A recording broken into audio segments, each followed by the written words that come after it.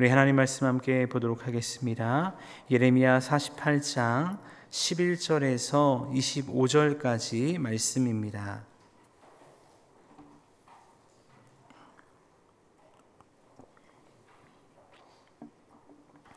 예레미야 48장 11절에서 25절까지 말씀 우리 함께 봉독하겠습니다.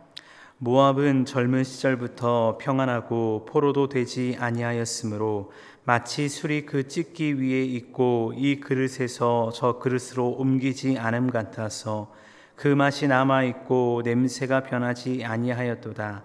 그러므로 여호와께서 말씀하시니라. 날이 이르리니 내가 술을 옮겨 담는 사람을 보낼 것이라. 그들이 기울여서 그 그릇을 비게 하고 그 병들을 부수리니 이스라엘 집이 베델을 의뢰함으로 수치를 당한 것 같이 모압이 그못으로 말미암아 수치를 당하리로다. 너희가 어찌하여 말하기를 우리는 용사요 능란한 전사라 하느냐. 만군의 여호와라 일컫는 왕께서 이와 같이 말하노라. 모압이 황폐하였도다. 그 성읍들은 사라졌고 그 선택받은 장정들은 내려가서 죽임을 당하니 모압의 재난이 가까웠고 그 고난이 속히 닥치리로다. 그의 사면에 있는 모든 자여 그의 이름을 아는 모든 자여 그를 위로하며 말하기를 어찌하여 강한 막대기 아름다운 지팡이가 부러졌는고 할지니라. 디볼에 사는 딸아 내 영화에서 내려와 메마른 데 앉으라.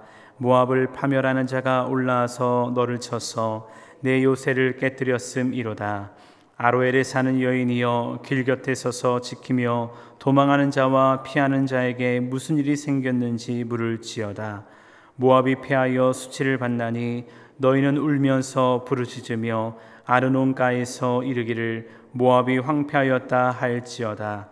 심판이 평지에 이르렀나니 곧 홀론과 야사와 메바악과 디본과 느보와 벳디블라다임과 기랴다임과 벳가물과 벳무온과 그리옥과 보스라와 모압 땅 원근 모든 성읍에로다. 모압의 뿔이 잘렸고 그 팔이 부러졌도다. 여호와의 말씀이니라. 아멘. 우리 함께 말씀 나누도록 하겠습니다. 남유다를 기준으로 요단 동편을 바라보았을 때 세 개의 민족이 있었습니다. 그 민족은 이러했습니다. 남유다와 같은 위치에는 요단 동편에 모압이 있었고 북쪽에는 암몬이, 남쪽에는 에돔이 자리를 잡고 있었습니다.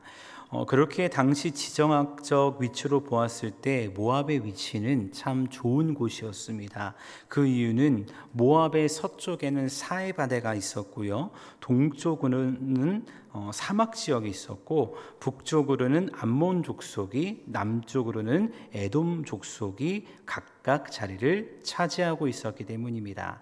그러니까 모압의 입장에서 볼 때 어떨까요? 누군가 모압을 쳐들어온다 할지라도 자신들을 이미 방어해주고 있는 요소들이 동서남북에 깔려 있는 것입니다. 그러니까 이런 지정학적 좋은 요건은 모압의 평안을 가져다주는 좋은 요소가 되었다는 것을 우리가 알 수 있죠. 그래서 오늘 본문 11절 말씀을 보면 모압에 대해서 이렇게 말씀하고 있습니다.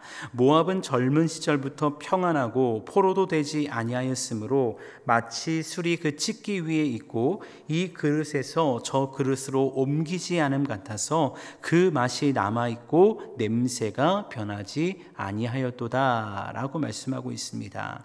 여기서 젊은 시절부터 라고 말하는 것은 모압의 과거 상태를 강조하는 것인데, 이를 통해 모압은 과거부터 평안하고 포로가 된 적이 없었던 민족이다 라는 것을 하나님께서 선언하고 계십니다. 그래서 11절 하반절 말씀을 보면요, 모압의 평안을 무엇과 비유를 하냐면 포도주로 비유를 하면서 말씀하고 있는데요, 이 말씀을 세번역 성경으로 보면 더 쉽게 이해를 할 수 있습니다. 제가 한번 읽어드리겠습니다.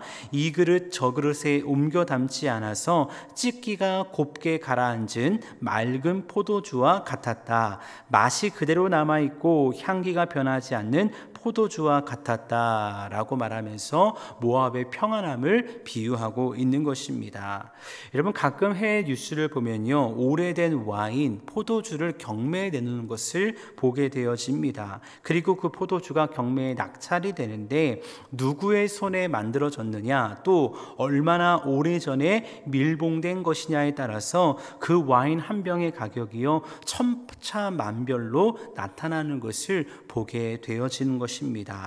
근데 지금 모압이 어떻다는 것입니까? 그들의 평안함으로 말미암아 포도찢기가 곱게 가라앉은 맑은 포도주와 같다는 것입니다. 그래서 맛이 그대로 남아있고 향기도 변하지 않는 최고급 와인과 같은 바로 그것이 모압이다라고 성경은 말하고 있죠.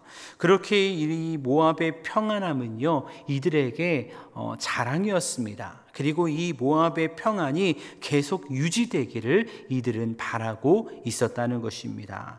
그러나 이들의 평안함은 곧 깨지게 될 것입니다. 왜냐하면 하나님께서 이렇게 말씀하셨기 때문입니다. 본문 말씀 12절입니다. 그러므로 여호와께서 말씀하시니라, 날이 이르리니 내가 술을 옮겨 담는 사람을 보낼 것이라. 그들이 기울여서 그 그릇을 비게 하고 그 병들을 부수리니.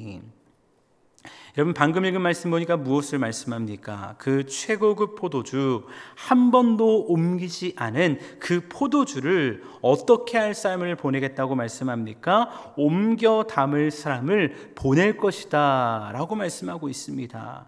그들이 가졌던 그 수많은 평안과 부와 명예와 그 모든 것을 옮겨버리겠다는 겁니다. 근데 여기서 끝나지 않습니다. 옮기는 거로 끝난 것이 아니라 그 술을 옮겨 담은 후 그 병들을 부숴버리겠다라고 말씀하고 있는 것입니다. 병을 부순다는 것은 무엇을 의미할까요? 우리가 어제 말씀을 통해서 보았듯 모압 땅 곳곳을 부셔버리겠다는 것인데, 오늘 말씀에서도 여전히 특별히 15절에서 25절까지 말씀 보면 이 부수시는 하나님의 무서운 심판이 어떻게 나타나는지 성경은 말씀하고 있습니다. 15절 16절 말씀에서 말씀하고 있는데요, 우리 이 말씀 같이 한번 읽어보도록 하겠습니다. 15절 16절입니다. 만군의 여호와라 일컫는 왕께서 이와 같이 말하노라. 모압이 황폐하였도다. 그 성읍들은 사라졌고 그 선택받은 장정들은 내려가서 죽임을 당하니 모압의 재난이 가까웠고 그 고난이 속히 닥치리로다. 아멘.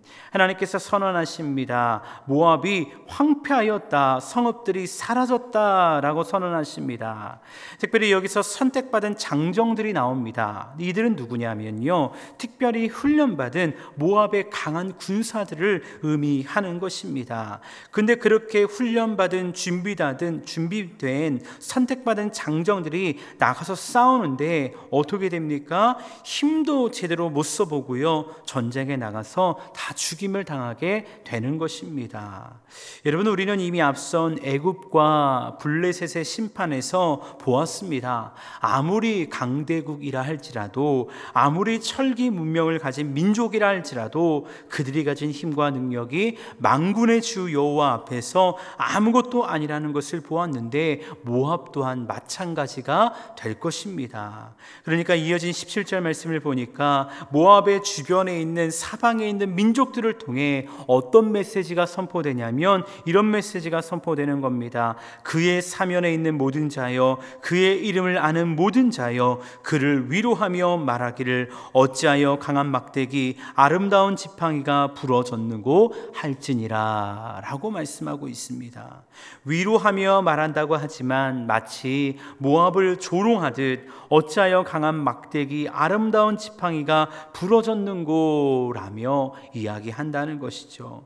여기서 말하는 막대기와 지팡이는요, 왕의 권위를 의미하는 것인데, 이는 모압에 강했던 왕의 권위가 다 산산조각 나고 말 것이다 라는 것을 말하고 있는 것이죠. 그래서 18절 이하의 말씀들을 보면 어제 말씀에도 나왔듯이 모압의 그 수많은 지명들이 등장하는 것을 보게 되어지는데, 먼저 18절 말씀을 보면 이렇게 말씀합니다. 디본에 사는 딸아, 내 영화에서 내려와 메마른 데 앉으라. 모압을 파멸하는 자가 올라와서 너를 쳐서 내 요새를 깨뜨렸음이로다. 여러분, 디본은 어디냐면 어제 말씀에 만멘이라는 지역이 나오지 않았습니까? 그 만멘과 동일 지역으로 나오는데 이곳은요 모압의 수도였습니다. 근데 이 디본을 향해 하나님이 무엇을 말씀하십니까? 디본에 사는 딸아, 너희가 누렸던 모든 북이 영화의 자리에서 내려오라는 것입니다. 왜냐하면 모압을 파멸하는 자가 올라와서 너를 쳐서 깨뜨렸기 때문이다 라고 성경은 말씀하고 있습니다. 이어진 19절 말씀에 아로엘이란 지역이 등장하는데, 아로엘은 디본에서 가까운 지역입니다. 디본에서 동남쪽 5km 지점에 있는 지역이 바로 아로엘인데, 이 말씀을 보니까 19절 말씀 보니까 아로엘에 사는 여인들이 무엇을 말하고 있습니까? 길 곁에 서서 도망하는 자들에게 무슨 일이 생겼냐라고 묻는 겁니다. 그렇다면 여기서 도망하는 자는 누구일까요? 당연히 바벨론의 공격으로 인해서 디본의 패망 가운데 그 패망으로 인해서 도망쳐 오는 사람들일 것입니다. 그리고 결국은 그렇게 디본과 아로엘에 사는 사람들은 바벨론의 공격으로 인해서 남쪽으로 도망가며 살궁리를 하게 되는 것이죠. 하지만 이들이 아무리 남쪽으로 도망갈지라도 아무 소용이 없을 겁니다. 왜냐하면 바벨론의 공격은 모압 땅 원근 모든 곳으로 확장되어 갈 것이기 때문입니다. 그들이 가는 곳곳마다 폐허가 되고 만신창이가 되어지는 그러한 어려움을 당할 것이기 때문입니다. 오늘 본문 21절에서 25절 말씀 가운데 그 말씀을 이렇게 말씀하고 있죠. 심판이 평지에 이르렀나니 곧 홀론과 야사와 메바악과 디본과 느보와 베티블라다임과 기라다임과 벳가물과 벳무온과 그리옥과 보스라와 모압 땅 원근 모든 성읍 에로다. 모압의 뿔이 잘렸고 그 팔이 부러졌도다. 여호와의 말씀이니라. 여러분, 여기서 말하는 평지는요 사해 동편에 위치한 모압 고원지대를 뜻한다고 합니다. 근데 당시 모압의 견고한 성읍들 대다수가 바로 이 평지에 자리를 잡고 있었다는 것이죠. 결국 이 말씀을 통해 하나님께서 다시 한번 선언하시고 다시 한번 확증하시는 것이 무엇일까요? 모압 땅 원긋 모든 성읍에 하나님의 강력한 심판이 임하게 된다는 것입니다. 그렇게 이 심판에서 제외될 모압 땅은 없다라고 성경이 이 무서운 심판을 선언하고 있다는 것입니다.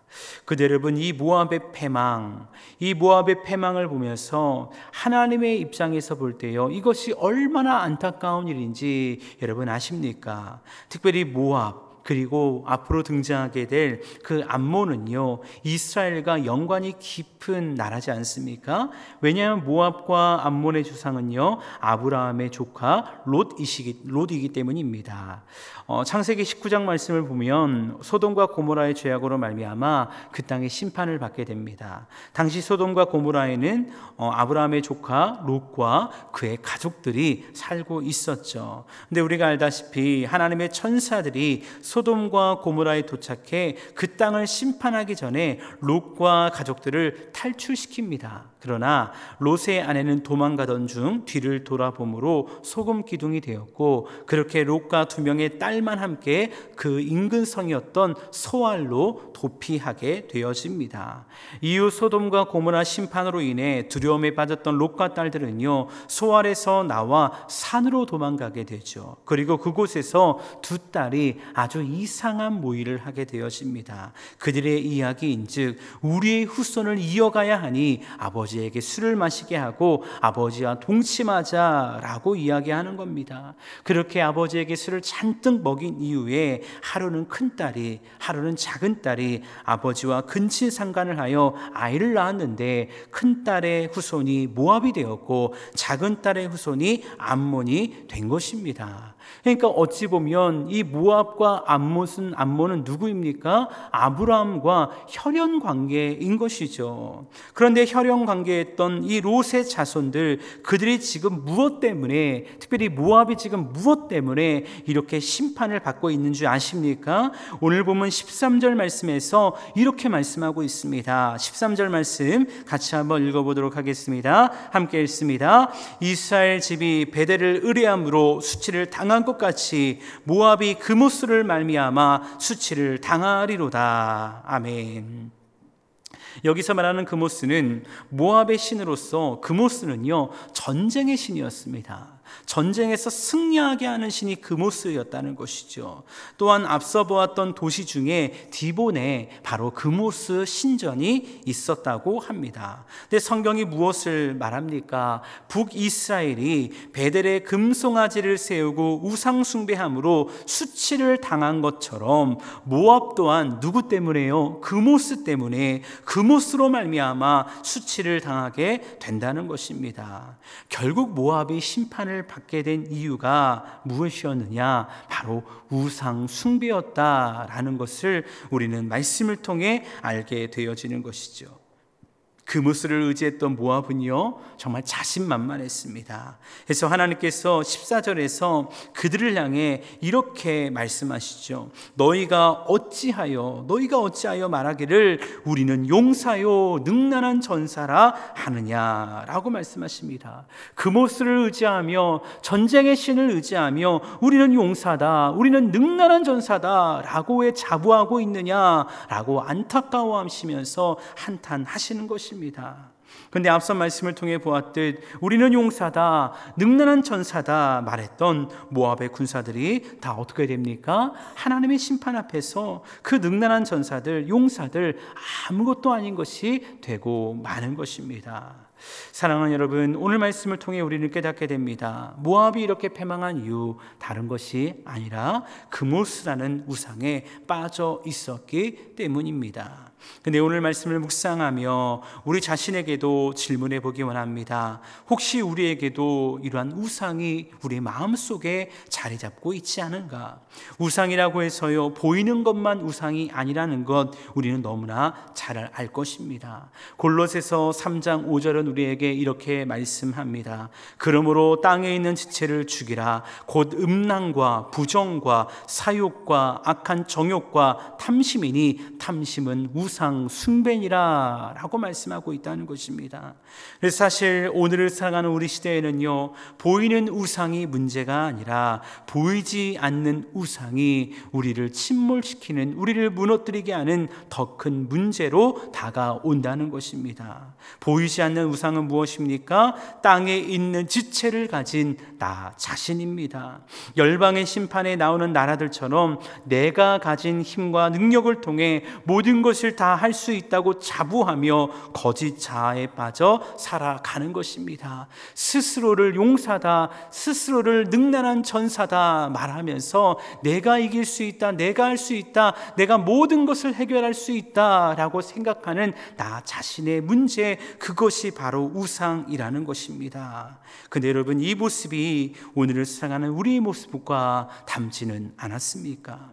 모압의 심판 그리고 그들의 파멸은요 다른 이유 때문이 아니었습니다. 사실 그들 스스로가 점점 파멸의 길을 걸어가고 있었는데 그들 자신만 모르고 있었다는 것입니다. 그렇게 사랑하는 여러분, 오늘 말씀을 통해서요 우리가 다시 한번 결단하며 우리 자신을 십자가 앞에 조명하는 시간 되길 원합니다. 내 안에 있는 모든 우상들을요 그래서 십자가 앞에 내려놓고 정말 하나님만을 나의 참 주인으로 삼기를, 그 하나님 앞에서 날마다 신실한 그리스도인으로 살아가기를 결단할 수 있는 저와 여러분 될 수 있기를 주의 이름으로 축원합니다. 작은 죄 하나도, 작은 우상 하나도 용납하지 아니함으로 거룩하고 신실한 그리스도인으로 살아갈 때 우리는 주와 동행하는 믿음의 삶을 살아가게 될 것입니다. 우리만 살아가는 것이 아니라 우리를 통해서 우리의 다음 세대가, 정말 우리의 자녀가, 우리의 가정이 회복되는 놀라운 역사가 일어나게 될 것입니다. 우리를 통해 우리가 있는 사랑 사랑방, 우리 교구, 우리 남산교회가 이런 거룩한 교회로, 거룩한 사랑방으로 회복될 줄 믿습니다. 소원하게는 그 시작이 오늘 결단하는, 오늘 신실하게 살아가기를 결단하는 저와 여러분 모두가 될 수 있기를 간절히 주님의 이름으로 축원합니다.